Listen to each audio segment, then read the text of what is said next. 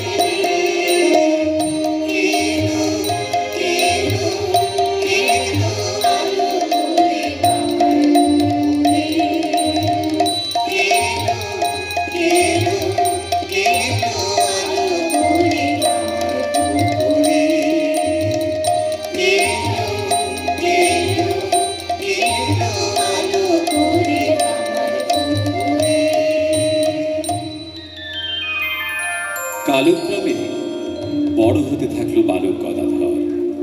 পাঠশালার পাঠে তার মন বসে না, কিন্তু পাঁচালী, কথকথা, রামায়ণ গানের আসরে সে মনোযোগী শ্রোতা। কামারপুকুর গ্রামের সীতানাথ পাইনের বাড়িতে শিবরাত্রিতে শিব মহিমা সূচক যাত্রাভিনয়। গদাধর সেজেছেন শিব, শ্রোতারা উন্মুখ। এবার তারা গদাধরের দেব দুর্লভ কণ্ঠে শিবের কথা ও গান শুনবে। কিন্তু শিব বেশি গদাধর আসবে, এসেই আসলে শিব ভাবে বিভোর। সকলে ধন্য ধন্য করতে লাগলো। তখন থেকেই কেউ তাকে বলতো শিব ঠাকুর, কেউ নদের নিমাই, আবার কেউ বলতো ব্রজের কানাই।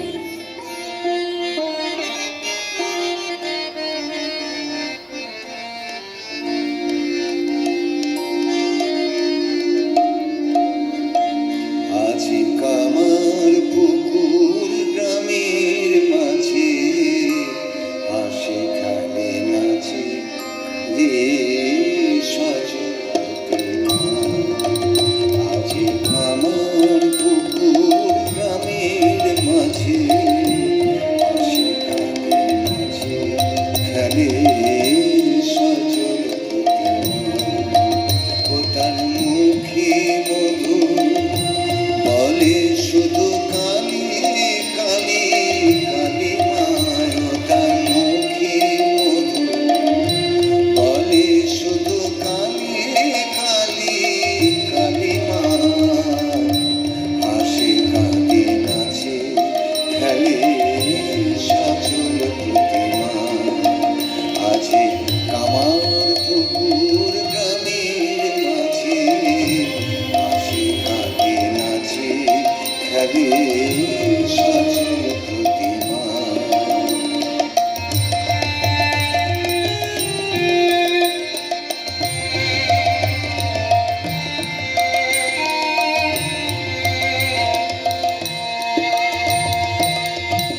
যার কারণে কাঁদে বিশ্ব, জাগে যুগে নাহি পায়া গঙ্গা প্রভাব সদি কাশি কাছে সপা। যার কারণে কাঁদে বিশ্ব, জাগে যুগে নাহি গয়া গঙ্গা প্রভাব সদি কোটি রসি যোশীদান। তারা খোঁজে তারে চলো, তারা খোঁজে তারে চলো, ভোলা সে তো ভোলে না। হাসি কাঁদে নাচে খেলে সজল প্রতিমা। আজি কামার পুকুর গায়ের মাঝে হাসি কাঁদে নাচে খেলে সজল প্রতিমা।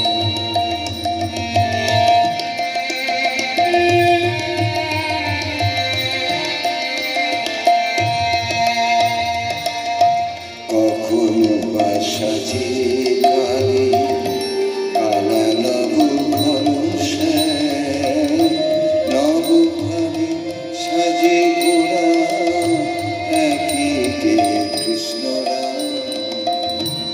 যখনো বা সাজে কালী কালা নব ঘন শ্যাম, নব ভাবে সাজে গোরা একই দেব কৃষ্ণ নাম।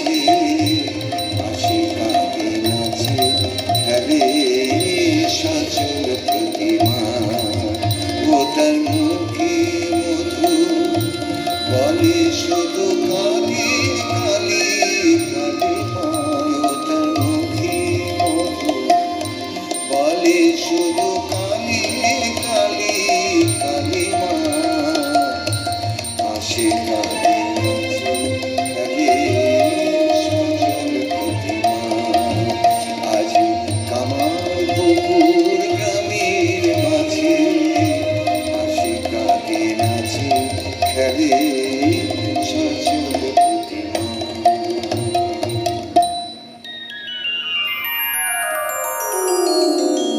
কলকাতার জানবাজারের রানী রাসমণি বাংলার ইতিহাসের এক উজ্জ্বল চরিত্র। অব্রাহ্মণ কিন্তু ঈশ্বর অনুরাগী, এক মহিয়সী, তেজস্বী এবং ভক্তিমতী। আজকের ভুবন বিদিত দক্ষিণেশ্বরের ভবতারিণী মন্দির তাঁরই অর্থে, তাঁরই উদ্যোগে, তাঁরই প্রেরণায় নির্মিত।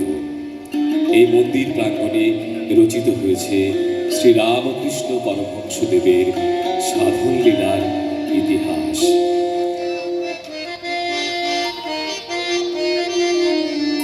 তোমার এই আসন তলে হৃদয়ের তোমার খুলে তোমার ওই আসন তলে হৃদয়ের তোমার খুলে গাহি তোমারি জয় গান ঠাকুর গাহি তোমারি জয় গান তোমার ওই আসন তলে হৃদয়ের তোমার খুলে তোমার ওই আসন তলে হৃদয়ের তোমার খুলে গাহি তোমারি জয় গান ঠাকুর গাহি তোমারি জয় গান।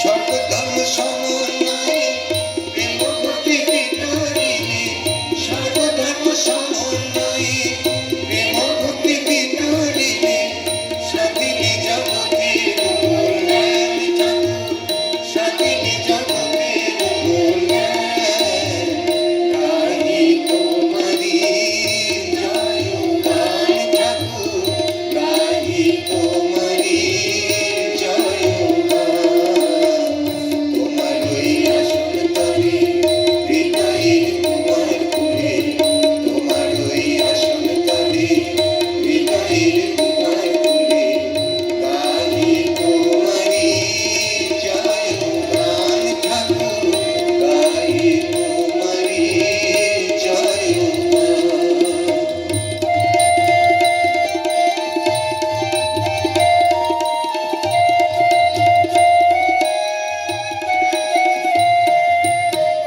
পাপি তাপি ছিল যত হলো তারা অনুগত পাপি তাপি ছিল যত হলো তারা অনুগত পেল যেন নূতন পরাণ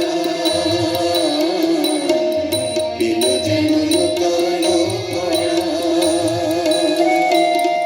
তোমার গেল কত জ্ঞানে মহাজন যত তোমার গেল কত জ্ঞানে মহাজন যত বাড়াইলে দেশের সম্মান ঠাকুর বাড়াইলে দেশের সম্মান গাহি তোমারি জয় গান ঠাকুর গাহি তোমারি জয় গান তোমার ওই আসন তলে হৃদয়ের তোমার খুলে তোমার ওই আসন তলে হৃদয়ের তোমার খুলে গাহি তোমারি জয় গান ঠাকুর গাহি তোমারি জয় গান গাহি তোমারি জয় গান ঠাকুর গাহি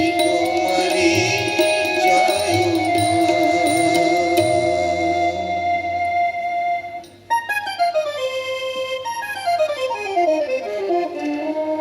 ঘটনার ঘন ঘটায় দিনে দিনে ভরে ওঠে দক্ষিণেশ্বরের জীবন।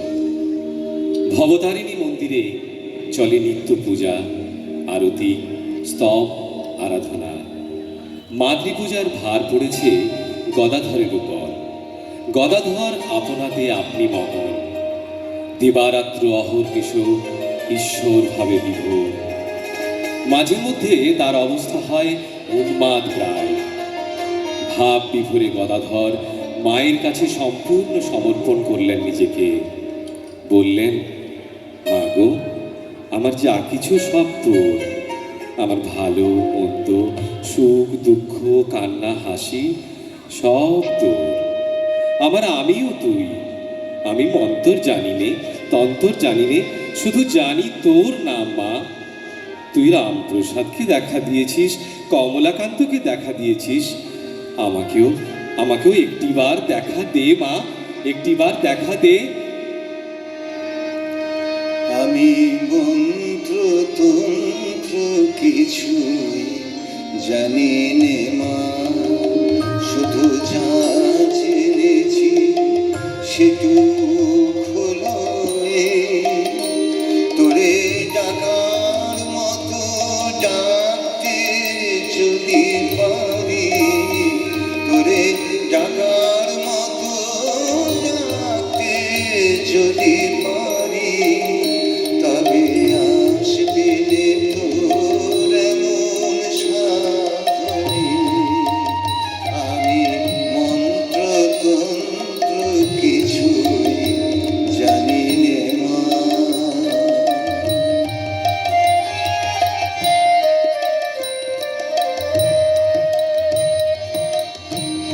যদি তোর ও মন্দিরের দ্বারে আমার লাগে কাঁদিয়া ঝড় ঝরে,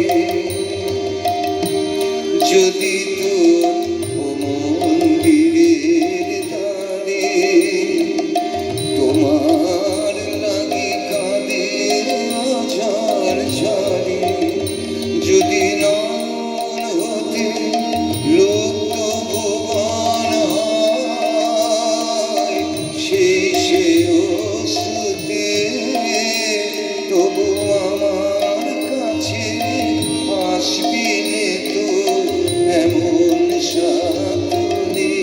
ও মা তোর এমন সাধনে। আমি মন্ত্র তন্ত্র কিছুই জানি নে মা।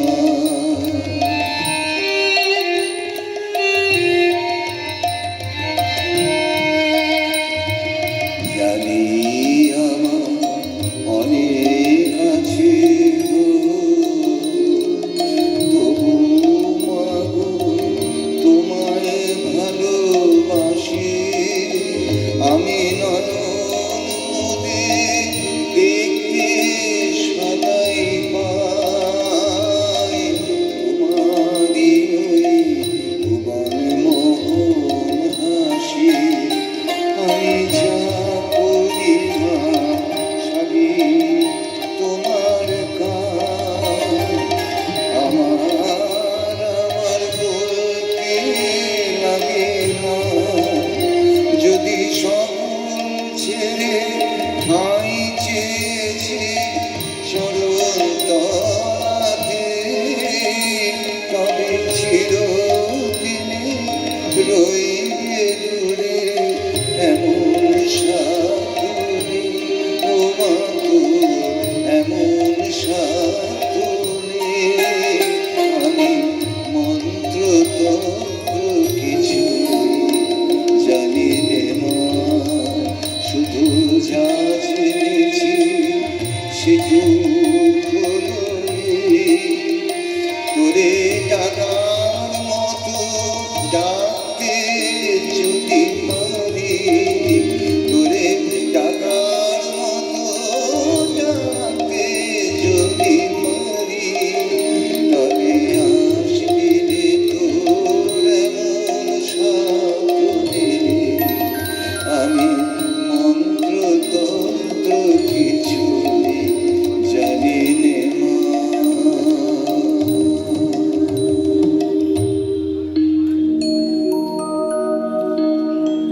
1865 সাল একদিন নির্জনে ধ্যানে বসেছেন গদাধর। তার মানুষ চক্ষে ভেসে উঠল এক সন্ন্যাসীর মূর্তি। নগ্ন দেহ, বিশাল আকায় তেজস্বী চেহারা, কোটিতে কৌপিন পর্যন্ত নেই, মাথায় দীর্ঘ জটা, বেদান্তবাদী নিরাকার ব্রহ্ম সাধক তোতাপুরী। সম্মুখ প্রকার ত্যাগেরই নাম সন্ন্যাস। এ সর্বস্ব ত্যাগ ঈশ্বরার্থে। মন্ত্রপাঠে মগ্ন হলেন তোতাপুরী, যা লাভ করতে তার 40 বছর সাধনা করতে হয়েছে। গদাধর 3 দিনেই সে সাধনায় উত্তীর্ণ হলেন। তোতাপুরী তার এই সাধনায় মুগ্ধ হয়ে তাকে সন্ন্যাস ধর্মে দীক্ষিত করলেন। তার নাম হল শ্রীরামকৃষ্ণ পরমহংস।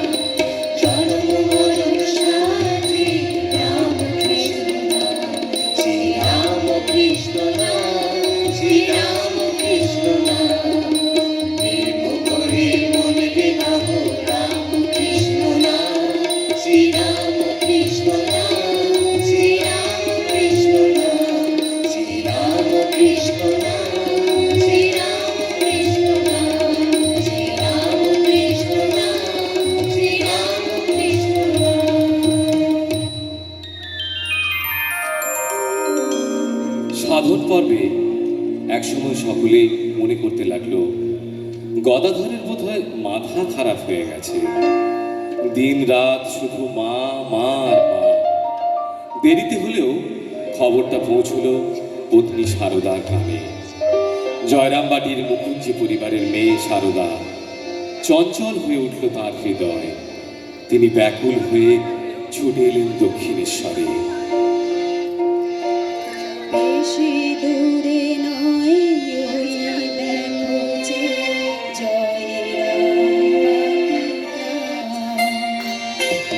বেশি দূরে নয় ওই দেখো যে জয়রামবাটি বাংলার নারী ভারতের নারী পূর্ণ সারদা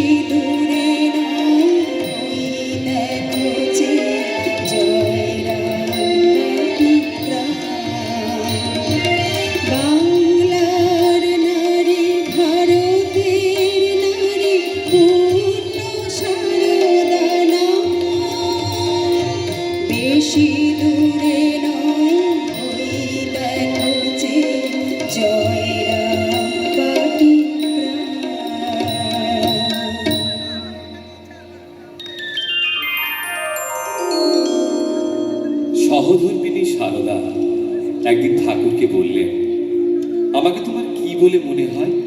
কে আমি? নিঃসংকোচে ঠাকুর বললেন, তুমি আমার মা, তুমি আমার আনন্দময়ী মা।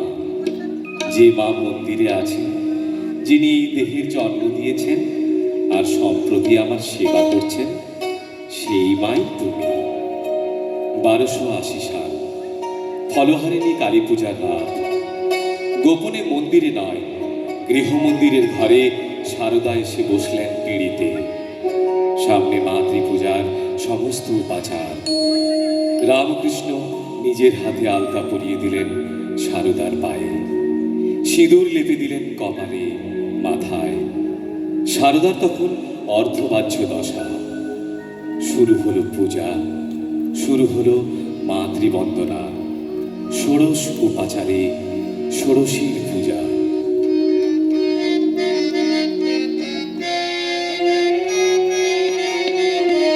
সারদারাম কৃষ্ণ নামের গান দেখেছি রে ভাই, সারদারাম কৃষ্ণ নামের গান দেখেছি রে ভাই। বিশ্বভুবন ভেসে গেল তাহা বলি হারিয়ে যায়, বিশ্বভুবন ভেসে গেল তাহা বলি হারিয়ে যায়। সারদারাম কৃষ্ণ নামের গান দেখেছি রে ভাই, সারদারাম কৃষ্ণ নামের গান দেখেছি রে ভাই।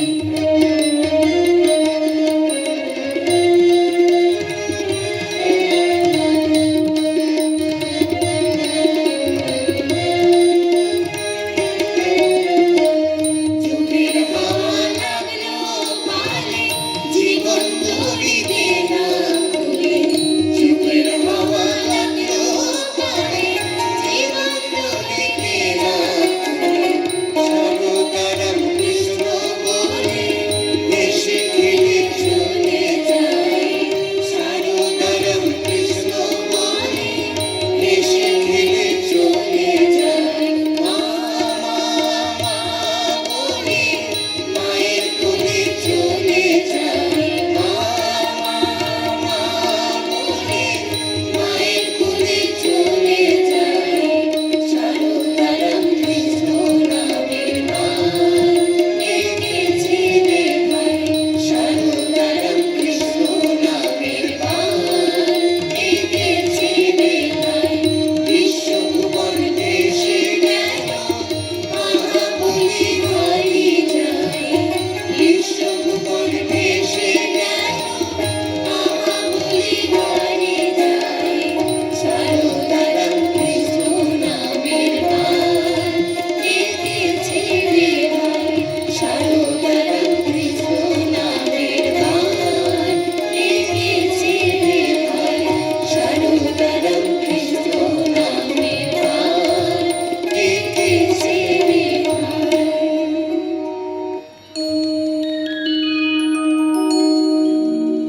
কলকাতার বিদ্যজন মহলে ঠাকুরের নাম তখন ছড়িয়ে পড়ছে ধীরে ধীরে।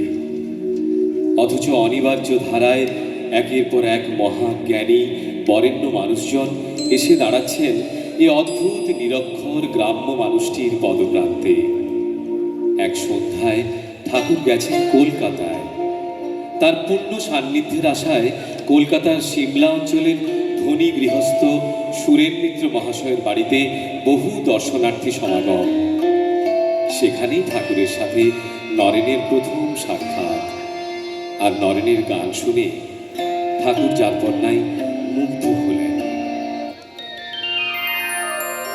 যে তৃষা জাগিলে তোমারে হারাবো, সে তৃষা আমার জাগানো না। যে তৃষা জাগিলে তোমারে হারাবো, সে তৃষা আমার জাগানো না। যে ভালোবাসা তোমারে ভুলিব, যে ভালোবাসা তোমারে ভুলিব,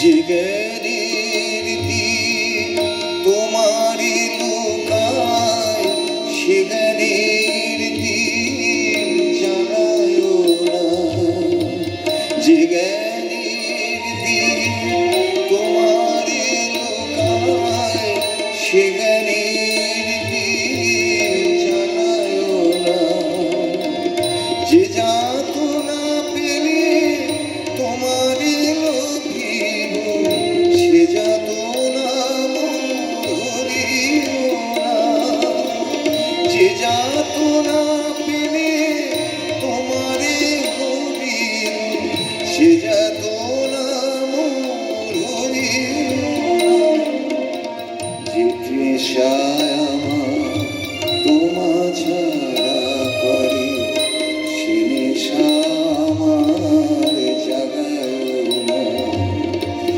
যে শুক্ল ভিড়ে তোমারে ভুলিব যে শুক্ল ভিড়ে তোমারে ভুলিব সে সুখ সাগরে ভাসায় না যে কথার মাঝে তব কথা নাই সে কথা আমারে শোনায় না যে কথার মাঝে তব কথা নাই সে কথা আমারে শোনায় না যে আঁখি ছড়িলে তোমারে লোভিব সে আঁখির ধারা মোছায় না যে আঁখি ছড়িলে তোমারে লোভিব সে আঁখির ধারা মোছায় না যে তৃষা জাগিলে তোমারে হারাবো সে তৃষা আমার জাগায় না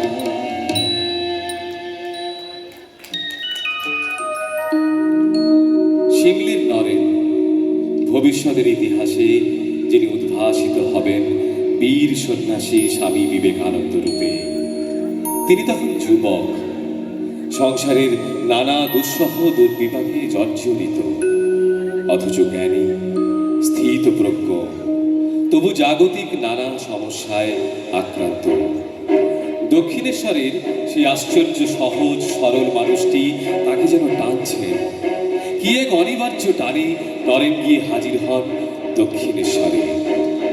ঠাকুর তাকে বললেন, যা যা মায়ের কাছে গিয়ে বল তোর দুঃখ দুর্দশার কথা। কিন্তু নরেন মার সামনে গিয়ে চাইতে পারলেন না এই জাগতিক সুখ স্বাচ্ছন্দ্যের কথা। তিনি বললেন, মা মা আমাকে জ্ঞান দাও, আমাকে বিবেক দাও, আমাকে বৈরাগ্য দাও, মা আমাকে বৈরাগ্য দাও।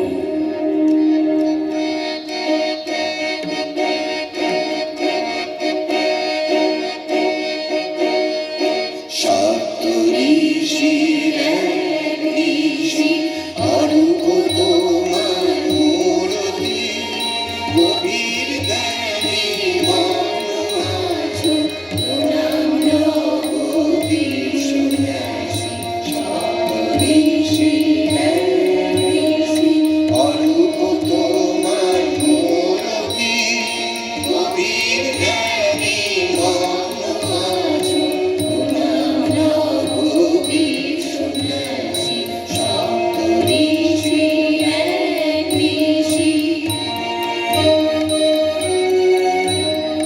দেবী মহেশ্বর তুমি প্রভু পরমেশ্বর দেবী মহেশ্বর তুমি প্রভু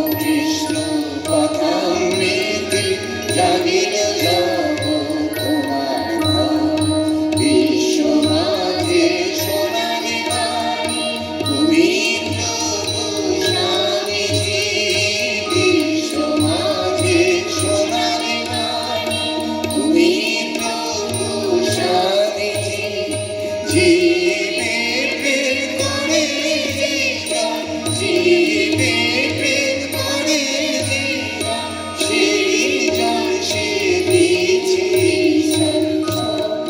ঋষি এক ঋষি অরূপ তোমার মূরতি, গভীর ধ্যানে মগ্ন আছো।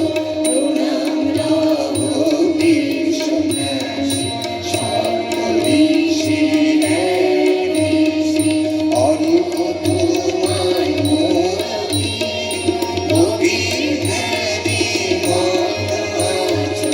প্রণাম লহ সন্ন্যাসী সপ্তঋষির এক ঋষি, সপ্তঋষির এক ঋষি, সপ্তঋষির